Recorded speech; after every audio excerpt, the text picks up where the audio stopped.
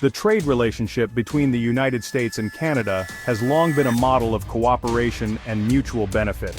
However, recent actions by the Trump administration have thrown this vital partnership into disarray. Ontario Premier Doug Ford has emerged as a staunch critic of President Trump's decision to impose tariffs on Canadian steel and aluminum. Ford has warned that these tariffs will have a devastating impact on both the Canadian and U.S. economies. The tariffs, Ford argues, are nothing short of an attack on a key ally and trading partner.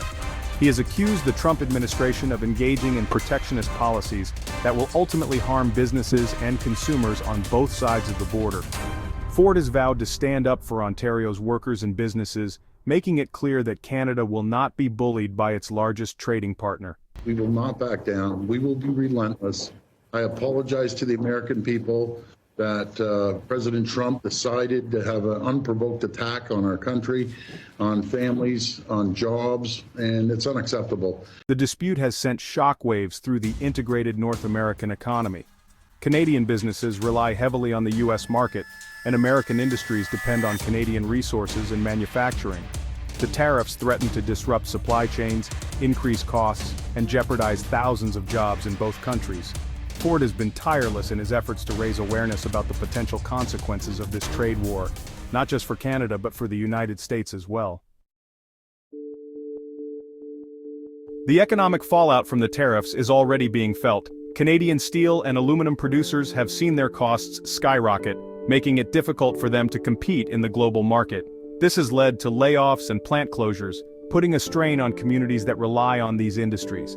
The tariffs are also driving up prices for American consumers, who are now facing higher costs for everything from cars to beer. Ford has been vocal in his opposition to the tariffs, arguing that they are based on a flawed premise. The Trump administration has justified the tariffs on national security grounds, claiming that Canadian steel and aluminum imports pose a threat to U.S. national security. Ford has dismissed this claim as absurd, pointing out that Canada is a close ally and a vital partner in North American defense. The tariffs, Ford argues, are nothing more than a political ploy by the Trump administration to appease its base. He has accused the Trump administration of playing a dangerous game with the livelihoods of millions of people.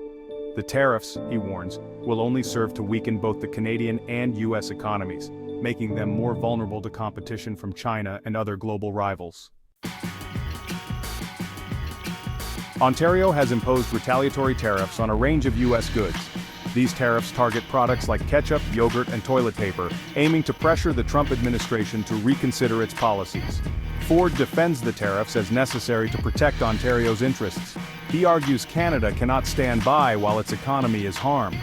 The tariffs are meant to send a clear message to the Trump administration. Reactions in the U.S. are mixed, with concerns about a trade war. Section 4. A call to action. Ford has called on American citizens and business leaders to join him in opposing the tariffs. He argues the tariffs are not just a Canadian issue, but an American one too. He urges Americans to contact their officials to protect free trade and the North American economy. Ford seeks to build a coalition of opposition to the tariffs. His message resonates with many Americans concerned about the tariffs' impact. Businesses worry the tariffs will disrupt supply chains and increase costs. Consumers feel the pinch as tariffs lead to higher prices. Ford's efforts to rally opposition have seen some success. Section 5. Bridging the divide. The trade dispute between the United States and Canada is a stark reminder of the importance of communication and cooperation in international relations. The tariffs have not only damaged the economies of both countries but have also strained the close relationship between the two neighbors. It is essential that both sides work together to find a solution that will protect their respective interests while preserving the vital economic partnership that has benefited both countries for decades. Ford has repeatedly stated that Canada is open to dialogue and willing to work with the United States to address its concerns. However, he has also made it clear that Canada will not be bullied and will not hesitate to defend its interests. The ball is now in the Trump administration's court. It can choose to continue down a path of protectionism and confrontation, or it can choose to engage in constructive dialogue and cooperation. The future of the U.S.-Canada trade relationship hangs in the balance. The outcome of this dispute will have far-reaching consequences, not just for the two countries involved, but for the global economy as a whole. It is in everyone's interest for the United States and Canada to find a way to bridge their differences and rebuild their once strong economic partnership. The world is watching,